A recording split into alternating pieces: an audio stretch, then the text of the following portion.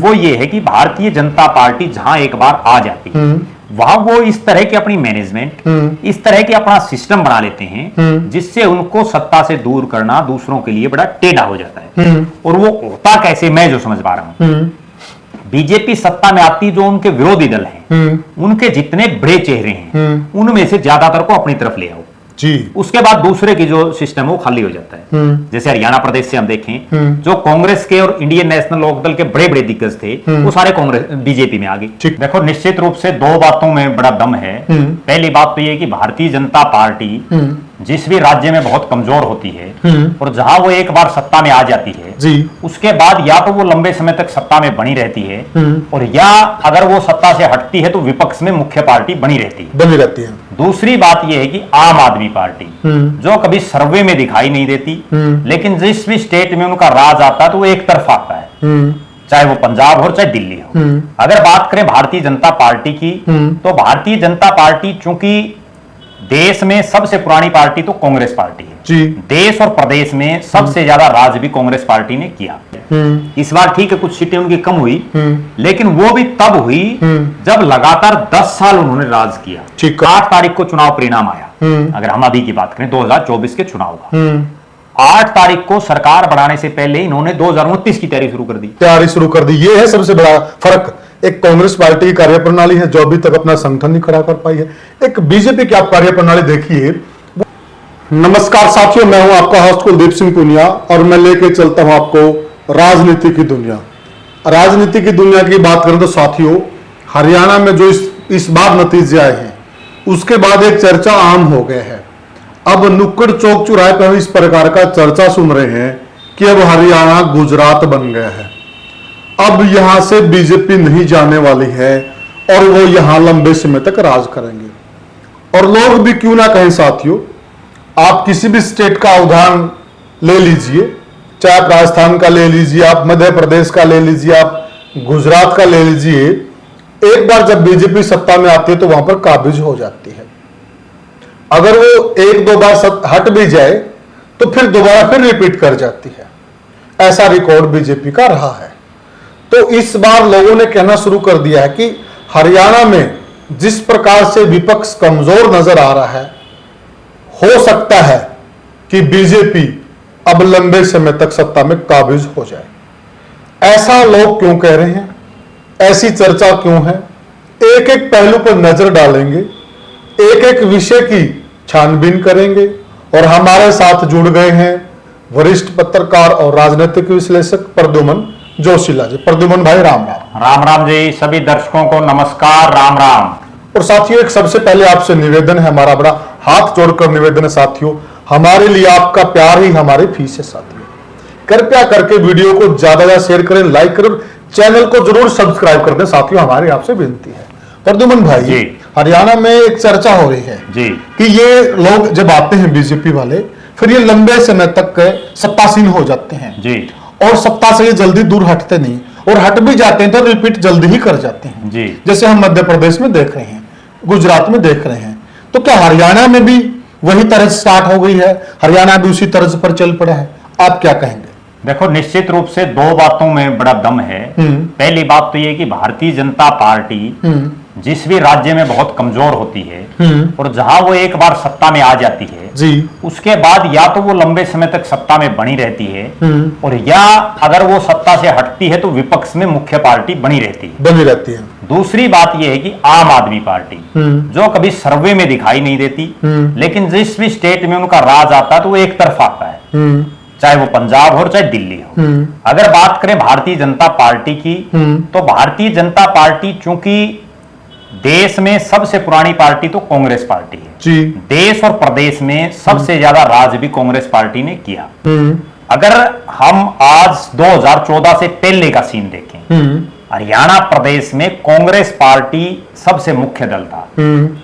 या तो वो लंबे समय तक सत्ता में रही, या अगर सत्ता कभी चली गई तो वो विपक्ष की पार्टी बनी। बिल्कुल सही कहा। पहले और दूसरे नंबर पर वो ज्यादातर बार रही। यही बात केंद्र में है। अगर हरियाणा प्रदेश की बात करें, चाहे राव वीरेंद्र सिंह ने विशाल हरियाणा पार्टी एक बार बनाई थी, वरना तो कांग्रेस लगातार चल रही थी। उसके बाद चौधरी देवीलाल बने, चौधरी ओम प्रकाश चौटाला बने, एक बार चौधरी बंसीलाल जी बने हरियाणा विकास पार्टी से। मास्टर हुकम सिंह जी, वो थोड़ा टाइम था, उसको हम जो है चौधरी देवीलाल वाले टाइम में ही गिनेंगे, क्योंकि उन्हीं की पार्टी से थे वो। तो ये जो नेता थे, इनके अलावा जितने भी अब तक बने हैं, यमुनार्षि दास गुप्ता जी का था थोड़ा कार्यकाल, वो तमाम कांग्रेस सत्ता में रही। इसी तरह से केंद्र की अगर बात करें, केंद्र में भी चाहे चौधरी चरण सिंह, मोरारजी देसाई, अटल बिहारी वाजपेयी जी, इनके कार्यकाल को हम छोड़ दें तो ज्यादातर समय जो है कांग्रेस पार्टी ने ही राज किया है जी। जब उसने राज नहीं किया तो मुख्य विपक्षी दल में रहा है जी। लेकिन हर चीज की, हर पार्टी की एक मियाद होती है, हर चीज की मियाद होती है। हम कोई भी चीज ले लें, उसका एक टाइम पीरियड होता है। अब कांग्रेस का वो टाइम पीरियड जो था, वो धीरे धीरे धीरे धीरे अब खत्म होने की कगार पर। अच्छा। और बहुत से राज्यों में खत्म भी हो चुका है। हालात ये हैं कि कांग्रेस कई जगह तो खाता तक भी नहीं खुल पा रहा। कहीं इक्का दुक्का सीट अगर आ गई तो वो कोई खाता खुलने वाली बात थोड़ी है। तो प्रद्युमन भाई, जो बीजेपी का अभियान है कि कांग्रेस मुक्त भारत, तो कहीं न कहीं सफल हो रहे हैं। अभी उसी चीज पर आएंगे। अब हो क्या रहा है कि भारतीय जनता पार्टी 1980 में बनी, 2 सांसदों से शुरू हुई, और 2 सांसदों से होते होते अटल बिहारी वाजपेयी जी प्रधानमंत्री बने जी। 96 में बने, फिर वो जो है 98, 99 में फिर बने, और उसके बाद कांग्रेस 10 साल फिर आई। 2014 में मोदी जी जब आए तो एक तो राजीव गांधी जी के बाद फर्स्ट ऐसी सरकार थी जो फुल मेजोरिटी की सरकार बनी जी। उससे भी बड़ी बात यह हुई कि जब 2019 में वो आए तो उससे ज्यादा सीटें लेकर के आए। इस बार ठीक है, कुछ सीटें उनकी कम हुई, लेकिन वो भी तब हुई जब लगातार 10 साल उन्होंने राज किया। ठीक कहा आपने। अब हरियाणा प्रदेश की बात कर लें, आपसे कला भी उसका काम था। अब हरियाणा प्रदेश की बात कर लें, पहली बार जब भारतीय जनता पार्टी की यहाँ सरकार आई, वरना उससे पहले तो कभी 2 आ गई, कभी 5 आ गई, कभी 7 आ गई, कभी 8 आ गई, ये मिलने। बिल्कुल सही कहा। और वो जो है चौधरी देवीलाल की पार्टियों के साथ और एक बार अभिपा के साथ अलायंस करके सरकारों में एक साझेदार बनते रहे। पहली बार 2014 में आई 47 सीटें, दूसरी बार आई 40, इस बार आई 48। यानी भारतीय जनता पार्टी पिछली 3 योजनाओं से जहां से शुरू हुई थी वहां से अप होती जा रही है। अब जो परसेंटेज बढ़ रहा है, बिल्कुल। अब जो आप जो बात कह रहे हैं वो ये है कि भारतीय जनता पार्टी जहां एक बार आ जाती है, वहां वो इस तरह की अपनी मैनेजमेंट, इस तरह के अपना सिस्टम बना लेते हैं जिससे उनको सत्ता से दूर करना दूसरों के लिए बड़ा टेढ़ा हो जाता है। और वो होता कैसे, मैं जो समझ पा रहा हूं, बीजेपी सत्ता में आती, जो उनके विरोधी दल हैं, उनके जितने बड़े चेहरे हैं उनमें से ज्यादातर को अपनी तरफ ले आओ जी। उसके बाद दूसरे की जो सिस्टम है वो खाली हो जाता है। जैसे हरियाणा प्रदेश से हम देखें, जो कांग्रेस के और इंडियन नेशनल लोकदल के बड़े बड़े दिग्गज थे वो सारे कांग्रेस बीजेपी में आ गए। बीजेपी पे आती वो दोनों पार्टियां खाली होगी। अब अगर कोई पार्टी खाली हो जाती है तो उसको उठने में 10-20 साल लगते हैं जी। और 20 साल बाद क्या होगा वो भविष्य के गर्भ में है। बिल्कुल। अब जिस तरह से भारतीय जनता पार्टी काम कर रही है, इसकी सबसे बड़ी जो जिस चीज का मैं प्रशंसक हूं वो ये है कि 8 तारीख को चुनाव परिणाम आया। अगर हम अभी की बात करें 2024 के चुनाव का, 8 तारीख को सरकार बनाने से पहले इन्होंने 2029 की तैयारी शुरू कर दी। ये है सबसे बड़ा फर्क। एक कांग्रेस पार्टी की कार्यप्रणाली है जो अभी तक अपना संगठन नहीं खड़ा कर पाई है। एक बीजेपी की आप कार्यप्रणाली देखिए, उन्होंने अभी अभी जीत हासिल की और प्रचंड जीत हासिल की हरियाणा के अंदर। सीटें बड़ी हैं उनकी, लेकिन फिर भी वो घर नहीं बैठे हैं। अब उन्होंने 2029 की तैयारी शुरू कर दी। हाँ जी। दूसरी बड़ी बात, भारतीय जनता पार्टी के पास एक ऐसा कोर ग्रुप है, ऐसे लोग हैं जो घर से पैसा लगा रहे हैं, घर नहीं जाते, सारा दिन पार्टी के कामों में लगे रहते हैं, और ऐसे लोग हैं जिनको गांव वाले मूर्ख मानते हैं, लेकिन उनकी जो डेडिकेशन है पार्टी के प्रति, उसकी वजह से पार्टी कमजोर नहीं होने का नाम ले रही। ये 2014 से पहले भी वो लोग थे, लेकिन तब फर्क क्या था कि वो लोग तो अपना काम कर रहे थे, जिनको गांव में लोग जोड़ा वाले लोग कहते हैं। बिल्कुल, जोड़ा वाले कहते हैं, और जिनसे लोग ज्यादा ही बात भी नहीं करते थे, चिढ़ते भी हैं। ठीक है। तो अब पहले मेरा अंतर क्या है कि 14 से पहले वो घूमे रहते जोड़ा उठा के, लेकिन लोग उनसे जुड़ नहीं रहे थे। अब चूंकि दूसरी तरफ कोई विकल्प नहीं है, विकल्प छोड़ा ही नहीं उन्होंने। विकल्प क्यों नहीं छोड़ा कि नेल्लो और जो कांग्रेस के बड़े चेहरे थे वो सारे अपनी पार्टी में ले आए। एक स्ट्रेटेजी है उनकी।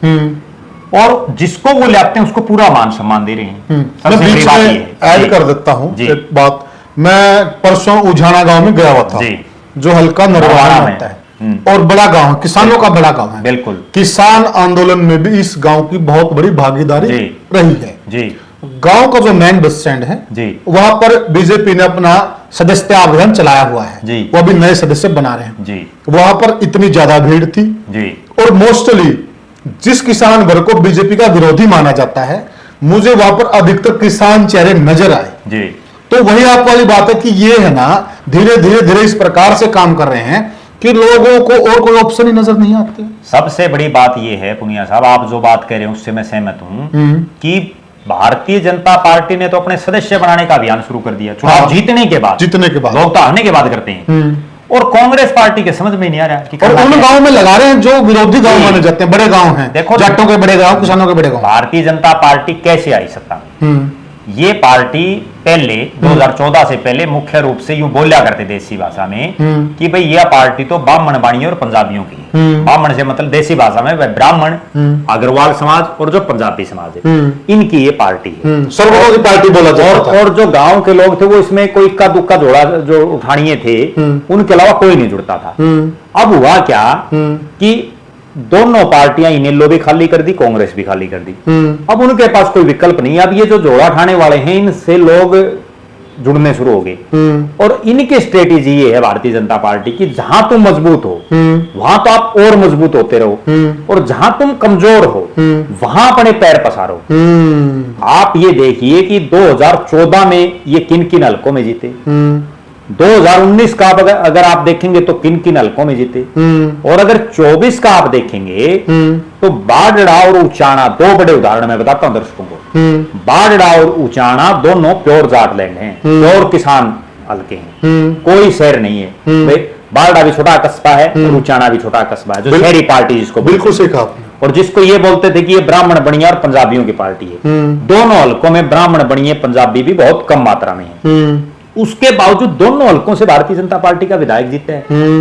कहीं ना कहीं उन्होंने काम किया तभी तो जीते हैं, ग्राउंड पर मैनेजमेंट जो इनकी मैनेजमेंट वो बेस्ट से बेस्ट होती है। बिल्कुल। अब भी इनका यही तरीका है कि जहां आपकी कमजोरी है, अब आपने जिस उजाना गांव का जिक्र किया वो बॉर्डर के ऊपर ही पड़ता लगभग, तो ऐसे ऐसे गांव हैं जो प्योर किसानी से जुड़े हुए हैं, उनमें जब ये सदस्यता अभियान चला रहे हैं, और आज चूंकि सरकार तीसरी बार आई है, आप उनकी दूरदर्शी सोच देखिए भारतीय जनता पार्टी की कि आज सरकार तीसरी बार आई है, तो अब तो सरकार के लालच में भी, और दूसरा जो कांग्रेस का नेता और कार्यकर्ता डिमोरलाइज है, पूरी तरह से हताश और निराश है, वो कहीं गांव में जा नहीं रहे, वो अपने घरों से नहीं निकल रहे। बिल्कुल। तो वो क्या है कि वो जाएंगे नहीं, और उस हालात में आप हर गांव में 200 500 400 नए अपने जो है बना दो। ठीक बात है। अब जो आदमी एक बार सदस्य बन गया वो वोट तो डालेगा, अगर सारे नहीं डालेंगे, आधे भी अगर उनमें डालेंगे जो सदस्य बन रहे हैं, तो फिर जीतेगी। बिल्कुल ठीक कहा। ये 2029 में फिर आएगी, या जब भी 24 के बाद चुनाव होगा तब फिर आएंगे।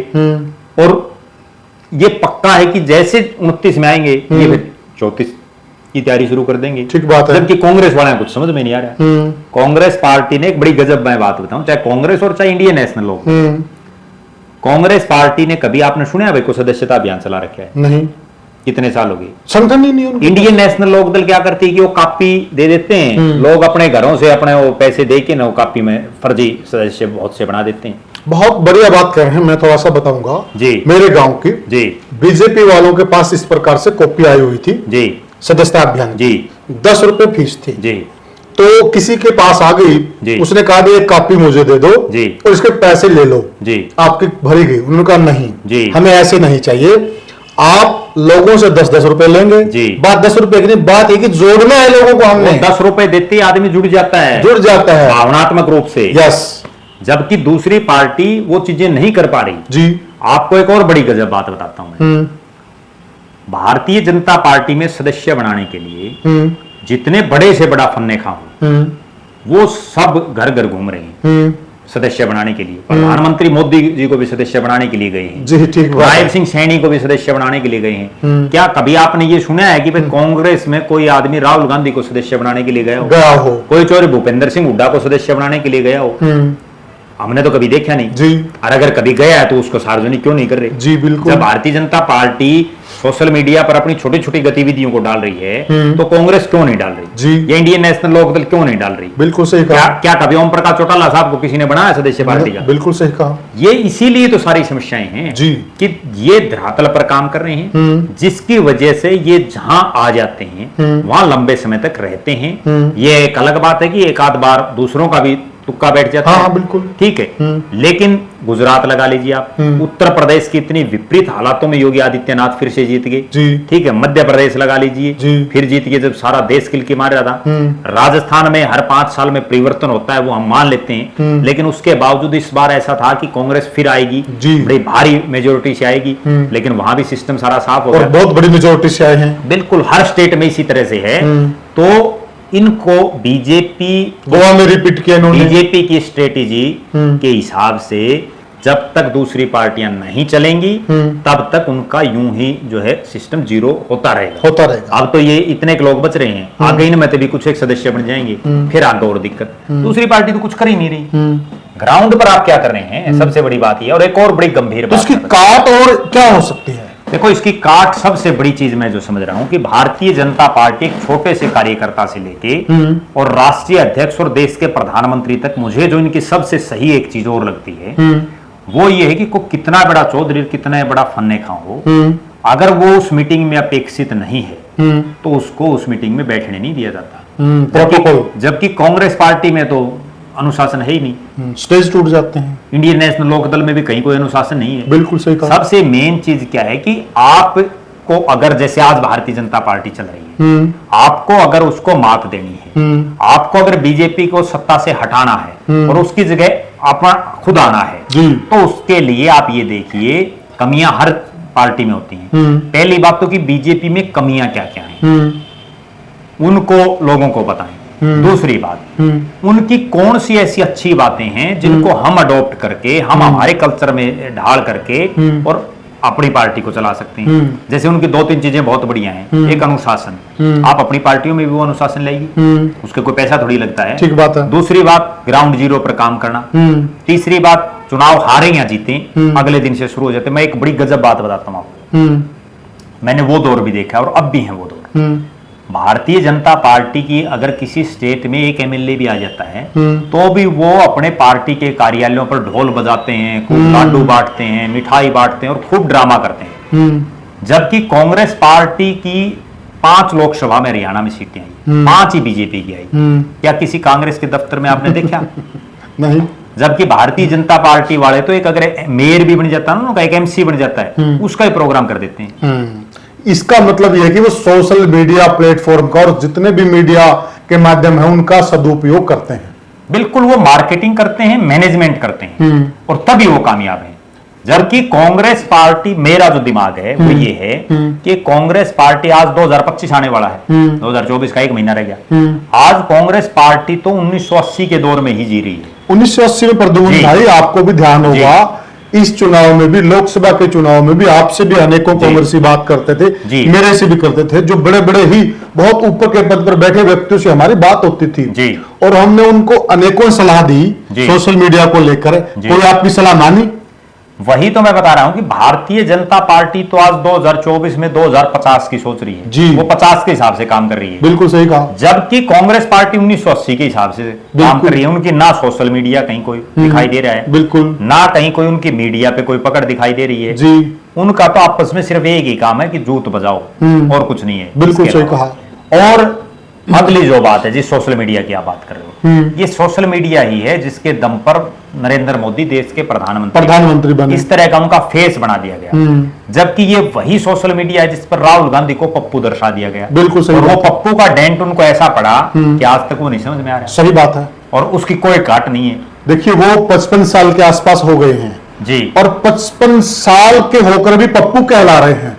पप्पू हमारे यहाँ 20, 22, 25 साल के लड़के को पप्पू कहा जाता है। पर उनको पप्पू का टैग ऐसा लगा, मेरे हिसाब से अगर वो 70 साल के भी हो जाएंगे तो भी वो पप्पू रहेंगे, पप्पू रहेंगे वो, और वो भी सुधार नहीं कर पा रहे, मैच्योरिटी नहीं आ रही उनमें। वरना तो मैं आपको राजनीति की एक बात बताता हूं, अगर यही पप्पू का वर्ड नरेंद्र मोदी के लिए कोई यूज करता तो वो उसको अपने फायदे के लिए बात को घुमा दे तो उसको अच्छा बना दे। राहुल गांधी भी अगर उनमें थोड़ी बुद्धि हो, उनके जो सलाहकार जो उनको समझाने वाले हैं, वो इस पप्पू से भी हीरो बन सकते हैं।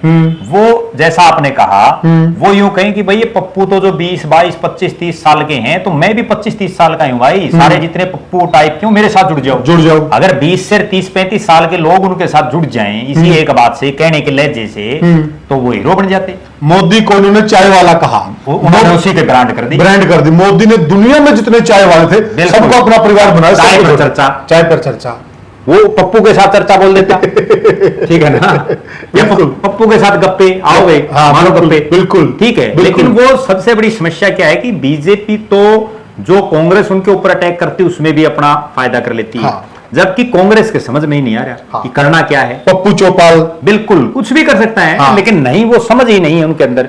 वो उसको उससे वो ये समझते हैं कि हमारी तोहिन है भाई, तोहिन नहीं, आपके ऊपर राजनीति में ठीक है शब्दों के बांट चला, समझ का तो है। देखिए गोहाना में आए जी, तो इनको इतनी समझ नहीं है कि जो जलेबी है वो हलवाई बनाते हैं, बिल्कुल, नहीं कि किसी फैक्ट्री में बनती है, बिल्कुल। तो समझ का तो फर्क है। देखो नेचुरल बात है, इसीलिए तो ये डामाडोल है जी, इसीलिए तो वो सिस्टम समझ में नहीं आ रहा कि इनकी कौन स्क्रिप्ट लिख रहा है। आपको एक बड़ी गजब बात बताऊं, गलती स्क्रिप्ट लिखने वाले की है, ये गलती दोनों की है।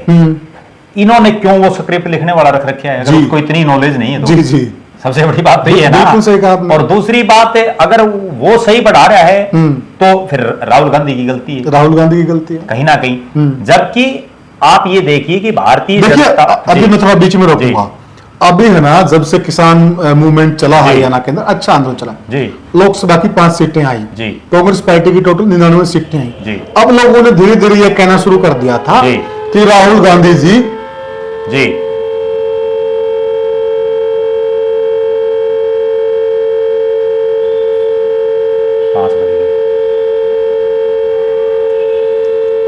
बाज लेने दो थोड़ा,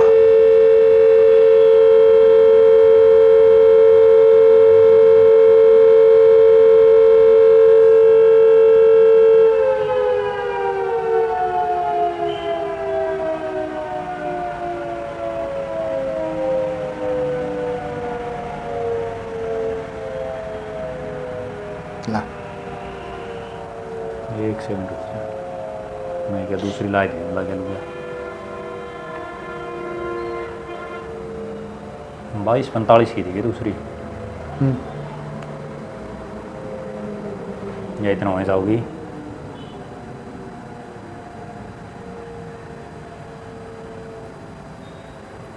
कड़स यार थे पे मेरे याद आया,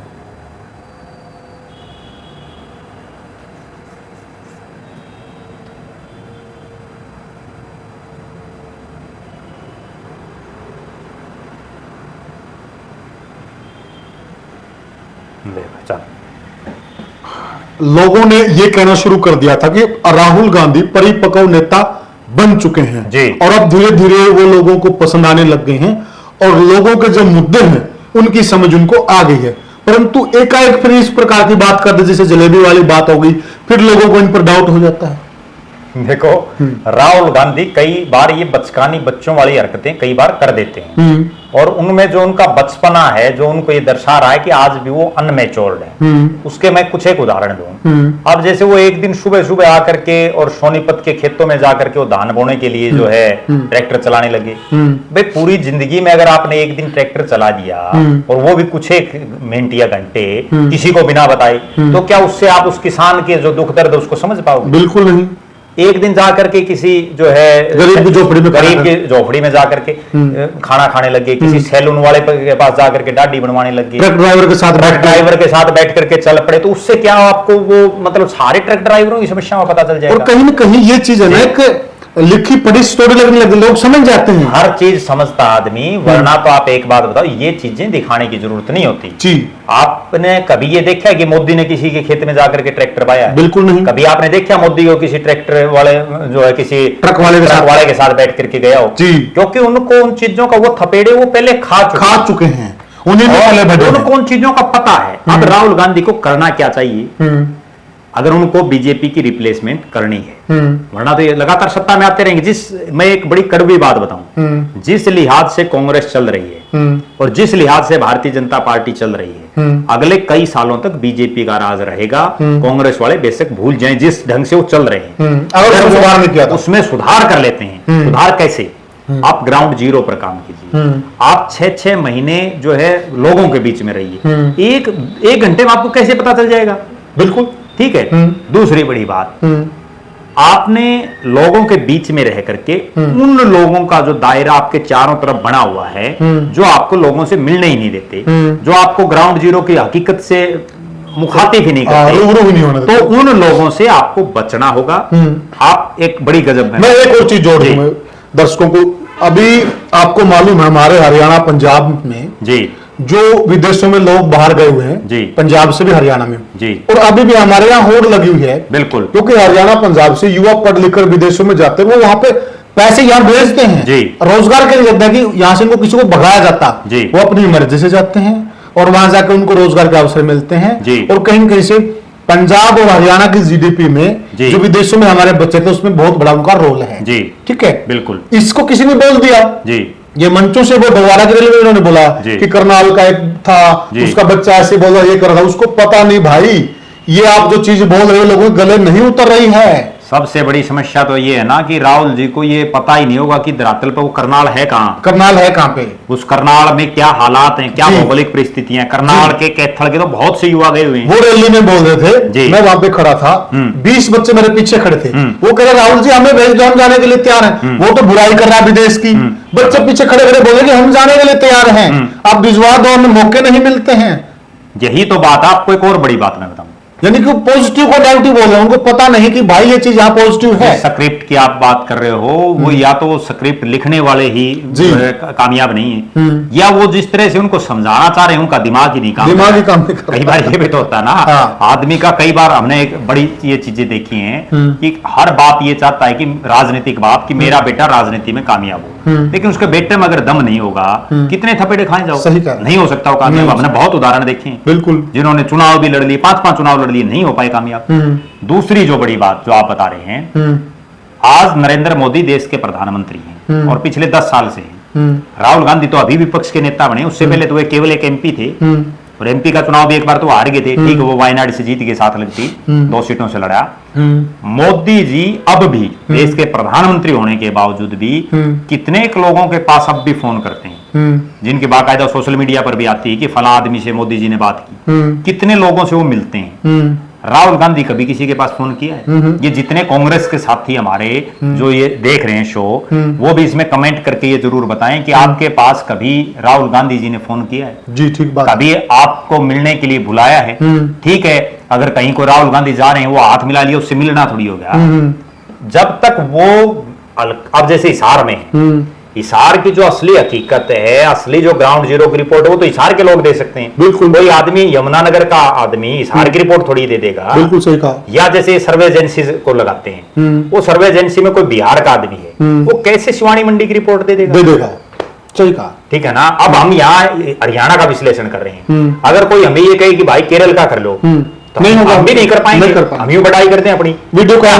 हमने ये पता ही नहीं भाई केरल में कितने डिस्ट्रिक्ट हैं। अभी एंड की तरफ जाते हैं। ठीक है, तो निश्चित रूप से जो असली अंतर है, तभी ये भारतीय जनता पार्टी जा पाएगी जब आप उसकी कमियों को पकड़ो, उनकी अच्छाइयों को पकड़ो, उन अच्छाइयों को तो अपने में अपनाओ और कमियों को लोगों को बताओ जी, तभी तो बात बनेगी। वरना ये 2047 का जो विकसित भारत का सपना मोदी जी की बोल रहे हैं, ये 47 तक जाएगी नहीं जी। अगर यही हालात रही, क्यों नहीं जाएगी? कांग्रेस ने भी तो वर्षों तक राज किया है। बिल्कुल बिल्कुल सही। तब ये बीजेपी यूं किलकी मारा करते, बिल्कुल सही, और इनको लोग मूर्ख माना करते, मूर्ख मार रहे हैं किलकी। बिल्कुल सही बात। तो साथियों जी, जैसा कि प्रद्युमन भाई ने बताया, इसमें हम बहुत बड़ा वीडियो बना सकते हैं। हमारे पास ऐसी ऐसी जानकारियां अब भी हैं जो राहुल जी से गलती हुई, जो मिलने की फोन की बात कर रहे हैं।